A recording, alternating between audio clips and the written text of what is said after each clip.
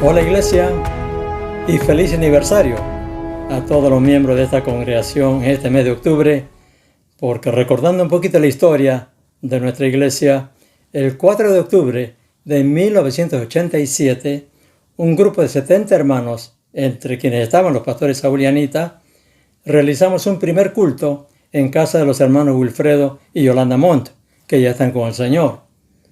Y nació ese día la Iglesia Bíblica Emanuel, como resultado de un obrar muy especial y poderoso del Espíritu Santo. Y le pusimos ese nombre porque Dios nos lo dio de una manera tan rápida, tan natural, y le llamamos Iglesia porque entendíamos que éramos parte de lo que Jesús había dicho, que las puertas del infierno no prevalecerían contra su Iglesia. La llamamos Bíblica porque habíamos sido formados bajo la eterna e infalible palabra de Dios, la Biblia. Y la llamamos Emanuel porque Dios nos decía vez tras vez: yo estoy con ustedes, yo estoy con ustedes, yo estoy con ustedes. Ahora, desde un inicio, la predicación fiel, con fidelidad absoluta a la palabra de Dios, eterna e infalible, la manifestación sobrenatural del poder del Espíritu Santo, bautizando a los hermanos en sanidades, en milagros, en liberación de opresiones y en transformación de vida, y finalmente cultos de alabanza y adoración en espíritu y en verdad, lleno de vida, lleno de unción, con la presencia de Dios, fueron las marcas de nacimiento de esta amada iglesia. Parece mentira que hayan pasado 34 años desde entonces. Y como dice el dicho, mucha agua ha pasado bajo el puente en este tiempo, ¿verdad? Y han habido cambios tremendos en el mundo, están ocurriendo y seguirán ocurriendo cambios. Y como es natural, han habido también cambios en la iglesia del Señor, como lo ha habido desde el inicio, desde los tiempos apostólicos. Y tiene que ser así. Es necesario y es inevitable. Pero hay marcas que son indelebles, imborrables, como las marcas del Señor Jesús, quien aún después de haber resucitado con un cuerpo glorificado, un cuerpo transformado por completo, sin embargo, Él le dice a Tomás en Juan capítulo 20, pon aquí tu dedo y mira mis manos y acerca tu mano y métela en mi costado y no seas incrédulo, sino creyentes. Refiriéndose a las heridas que Él llevaba en su cuerpo, heridas de los clavos, las cicatrices por los latigazos, en fin, la corona de espinas, todo ello. Jesús llevaba esas marcas y hasta el día de hoy, en la eternidad, Él tiene esas marcas en su cuerpo. Y el apóstol Pablo, años después, escribe a los Gálatas diciéndoles: de aquí en adelante, nadie me cause molestias, porque yo traigo en mi cuerpo las marcas del Señor Jesús. Es decir, Pablo también llevaba las marcas del Señor Jesús. Entonces, en este mes de aniversario de nuestra amada iglesia, estas últimas palabras del apóstol Pablo inspiran el mensaje de hoy, llevando las marcas del Señor Jesús. Y vamos a hacerlo respondiendo a 4 preguntas. La primera, ¿qué eran las marcas? ¿A qué marcas se refiere aquí el apóstol Pablo? Cuando él menciona las marcas del Señor Jesús en su cuerpo, usa el vocablo griego stigma, que era una marca tatuada o hecha con un instrumento punzante o con un hierro ardiente, como señal de algo, como pena o como señal de algo. En aquel tiempo se marcaba o se tatuaba a 5 clases de personas. A los esclavos se marcaba o se tatuaba como señal de propiedad para que no escaparan. A los soldados griegos y romanos se tatuaban en el brazo o en la mano el nombre de su general como señal de fidelidad a ese general. Los devotos religiosos se tatuaban también o se marcaban como señal de consagración a su Dios.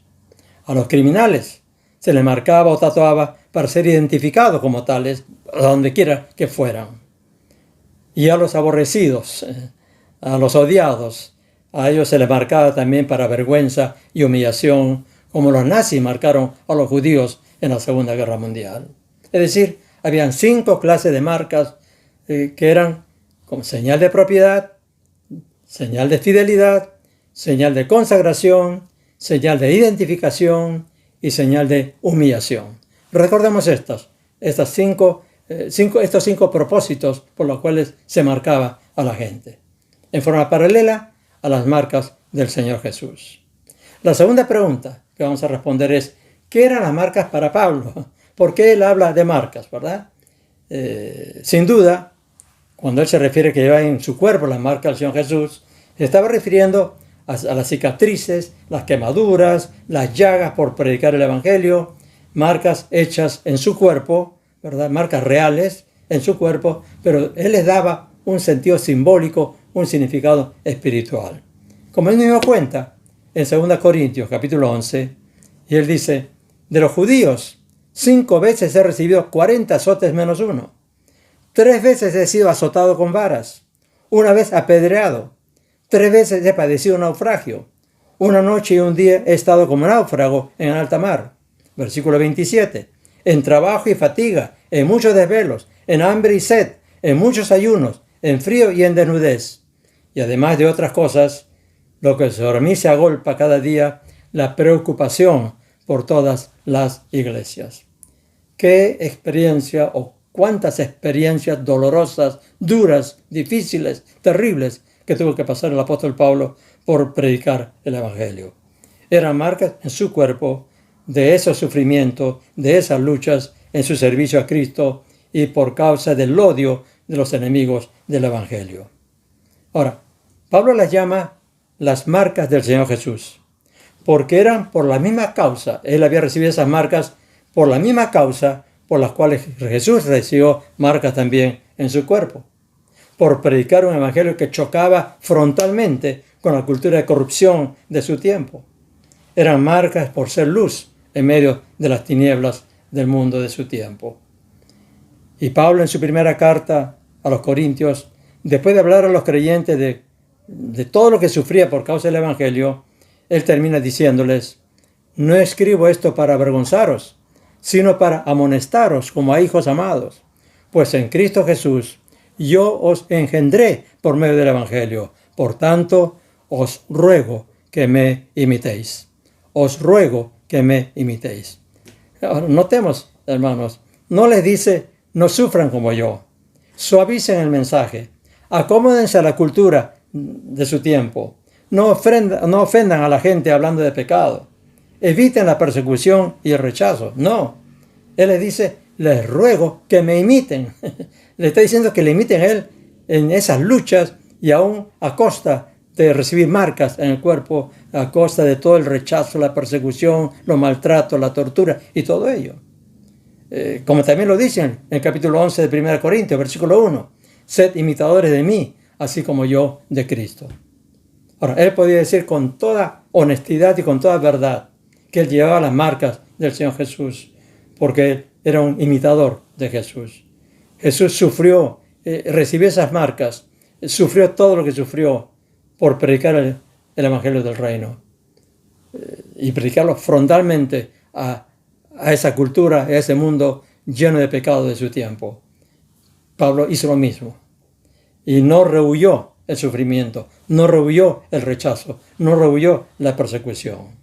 Entonces, si Cristo no suavizó su mensaje para agradar a la gente y predicó el Evangelio del Reino de Dios a pesar de toda la oposición, el rechazo, el odio de los escribas y fariseos, hasta ser calumniado, acusado, condenado y crucificado en la cruz, injustamente, ¿qué derecho tenemos nosotros a cambiar, a modificar, a diluir el Evangelio?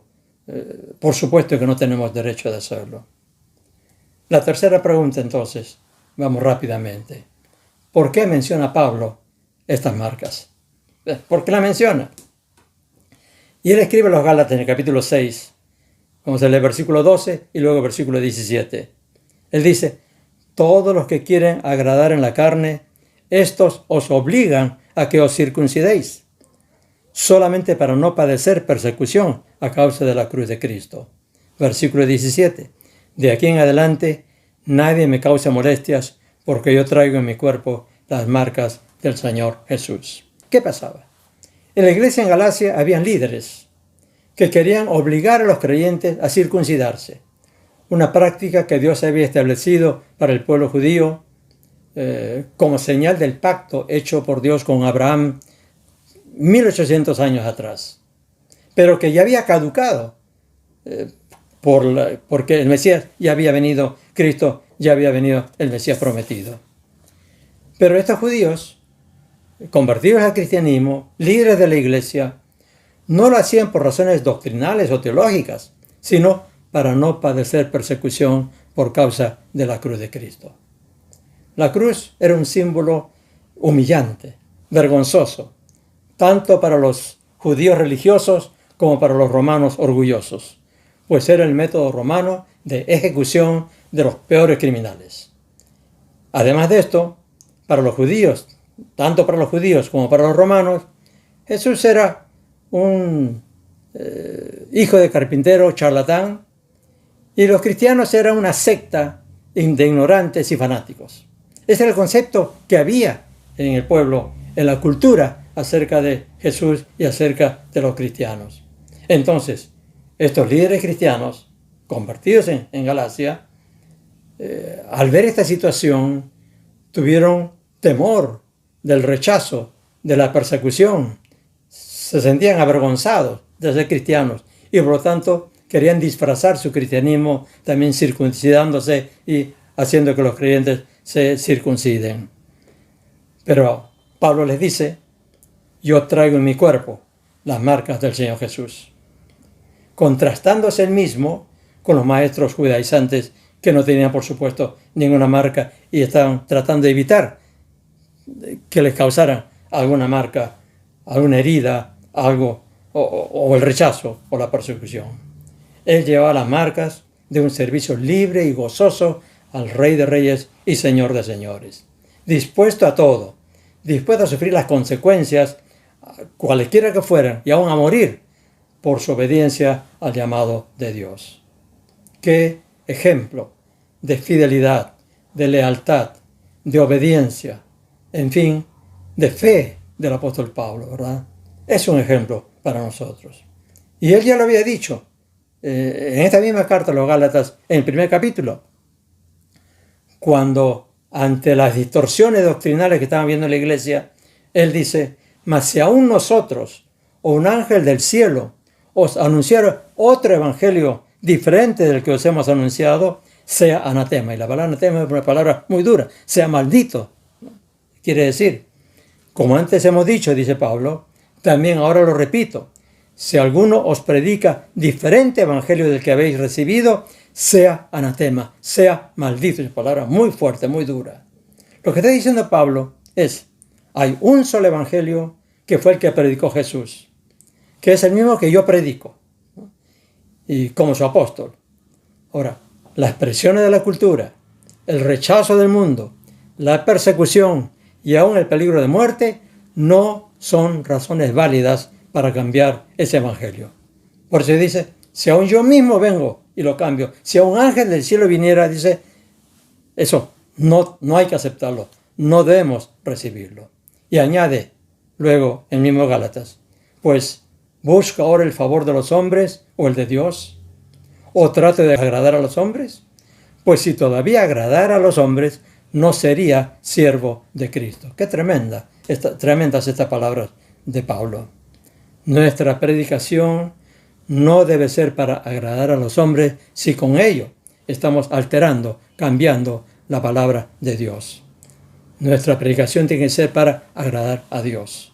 Nuestro testimonio, lo que decimos de nuestra fe, no es para agradar a los hombres, sino para agradar a Dios. Si cambio el evangelio, si cambio la palabra de Dios para agradar a los hombres, a la cultura de mi tiempo, en desmedro de mi fidelidad a Dios, entonces no soy digno de ser llamado siervo de Dios, porque no estaría sirviendo a Dios, sino sirviendo a los hombres. Así de rotundo, así de tajante es el apóstol Pablo. Pero aquí puede venir entonces la pregunta: ¿qué tiene que ver el problema de los Gálatas o del apóstol Pablo con los Gálatas con nosotros en el siglo XXI? ¿Verdad? ¿Qué tiene que ver con nuestra iglesia en su mes de aniversario?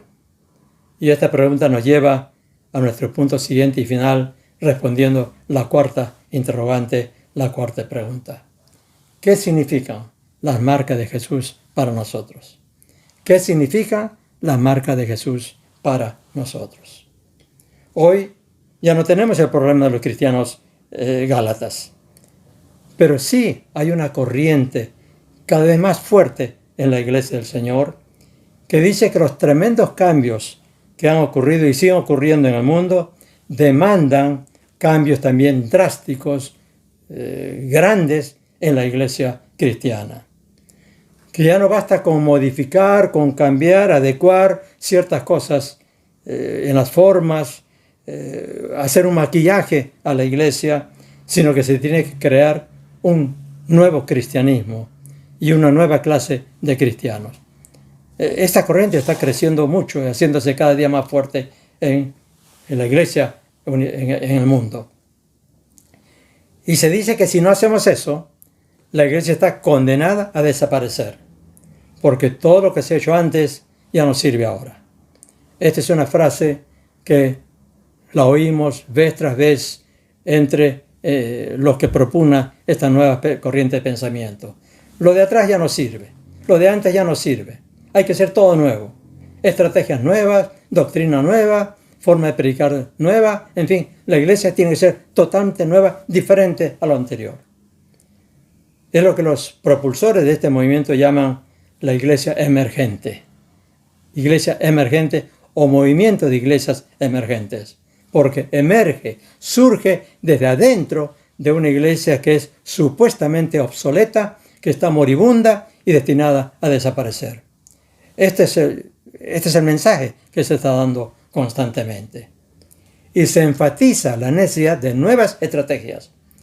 Ya no predicar, sino conversar. Ya no mensajes, sino charlas. Ya no evangelizar, sino conectarse. Y si para los gálatas cambiar el evangelio de Jesús era necesario para no sufrir persecución, para los emergentes cambiar el evangelio es necesario para llegar al hombre posmoderno y no desaparecer. Es el temor de que la iglesia desaparezca. ¿Por qué? Porque en países del norte, países donde el evangelio hace tiempo se ha estado debilitando, hay muchas iglesias que están desapareciendo. Pero esa es la realidad en nuestra Latinoamérica y en nuestro país. Si para los gálatas era necesario circuncidarse porque los demás se circuncidaban, para los emergentes hay que ser posmodernos para llegar a los posmodernos. Y para ello no debemos chocar con la cultura de nuestro tiempo, que niega los absolutos, que relativiza la moral, que vive solo el presente, que menosprecia lo espiritual y rechaza la religión o lo religioso. El evangelio de Jesús, dicen ellos, es el evangelio del amor. Por lo tanto, no debemos ofender a los demás hablando de pecado. No debemos hablar de santidad, como si fuéramos mejores que los demás.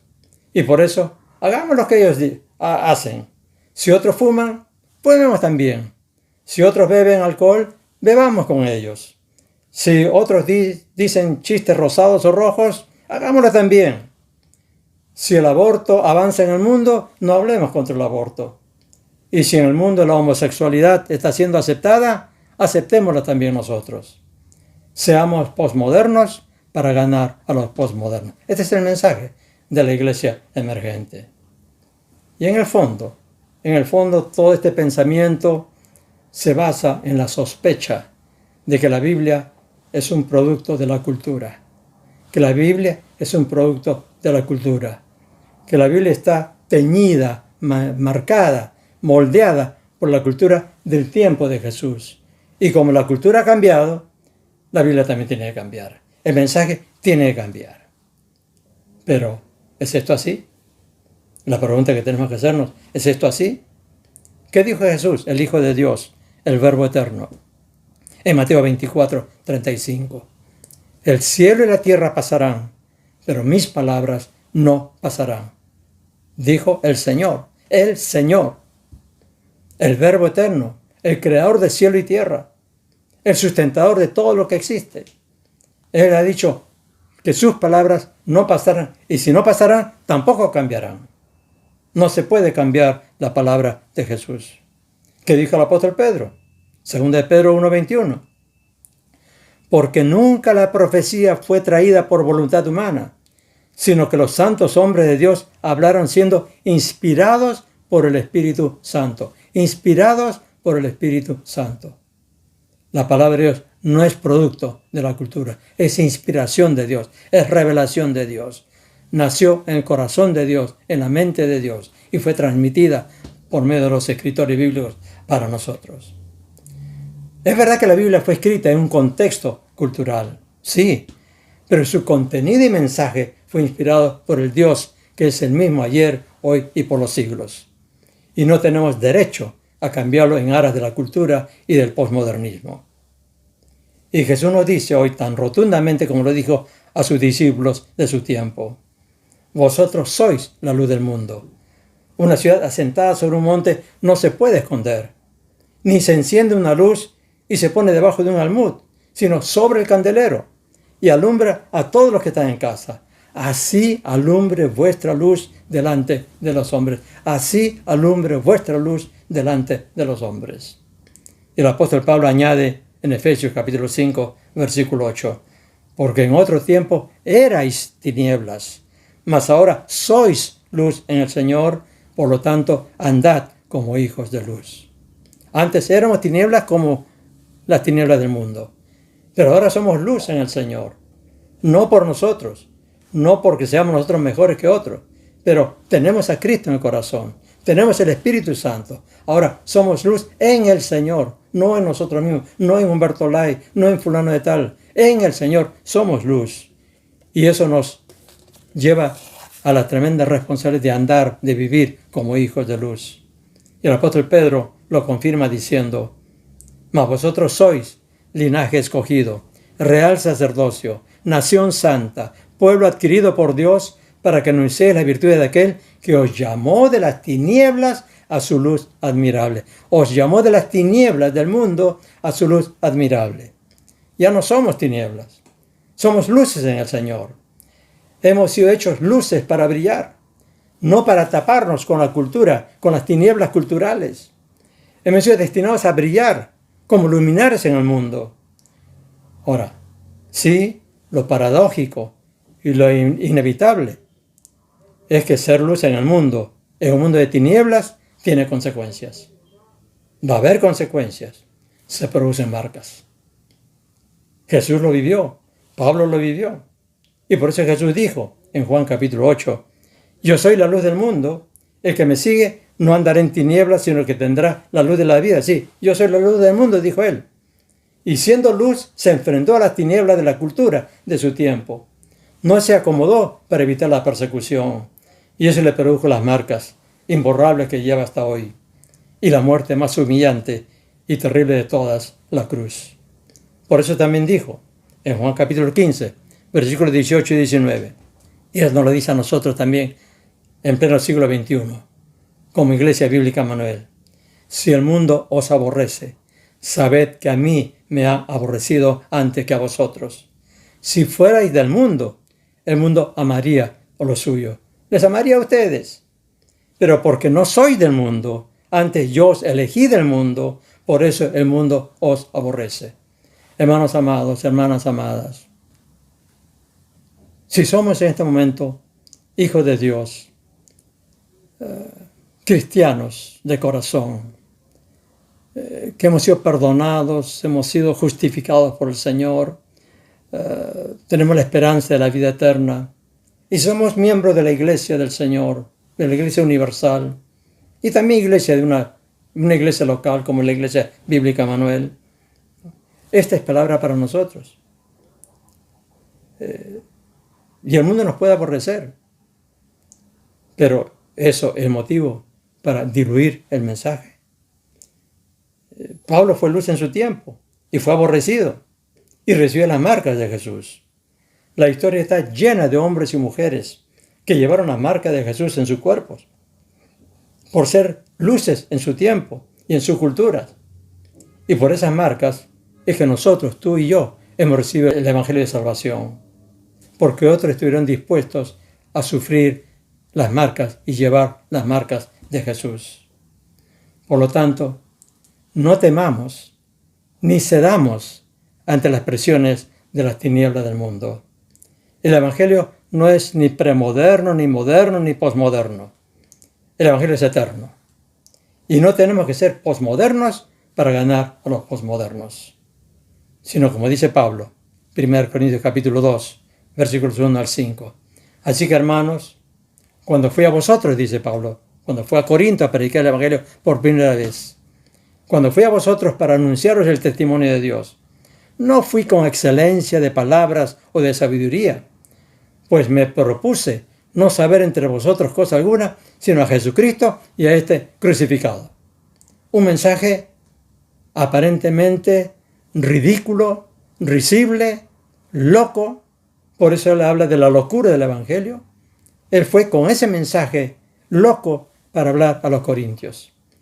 Y él dice, versículo 4, y ni mi palabra, ni mi predicación fue con palabras persuasivas de humana sabiduría, sino con demostración del Espíritu y de poder. Él no fue a conversar, él no se adaptó a la cultura de los corintios. Él no disfrazó el mensaje, él no buscó de conversar en lugar de predicar.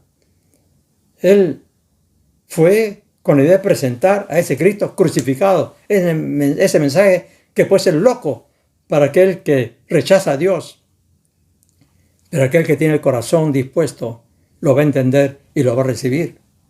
Entonces dice, yo no fui con palabras persuasivas de humana sabiduría, sino con demostración del Espíritu y de poder. Demostración del Espíritu y de poder, para que vuestra fe no esté fundada en la sabiduría de los hombres, sino en el poder de Dios. Qué tremendo y qué necesario es tener esto en cuenta el día de hoy. Y si por ser luces y predicar el Evangelio con demostración del Espíritu y de poder sufrimos burlas y rechazo, tengamos por gran honor llevar las mismas marcas de Jesús.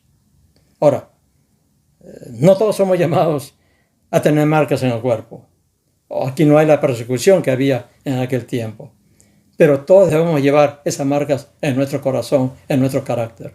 Eso sí, todos lo podemos y lo debemos llevar. Esas marcas de Jesús.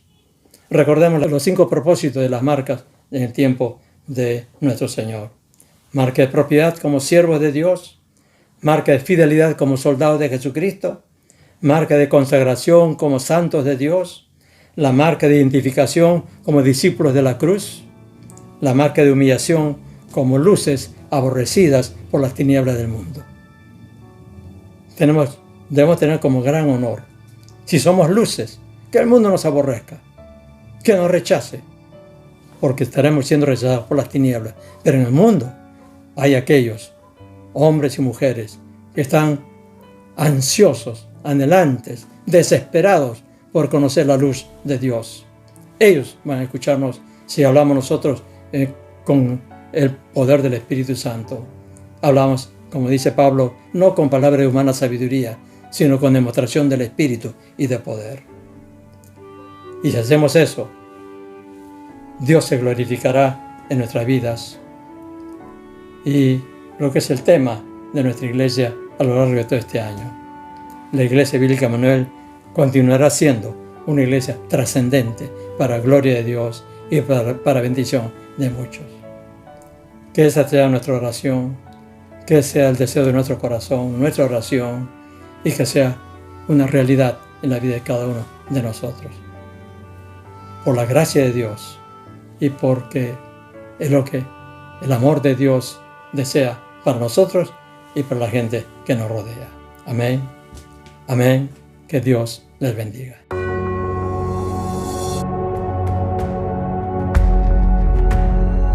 No olvides suscribirte a este canal, dale like y comparte el enlace con tus amigos.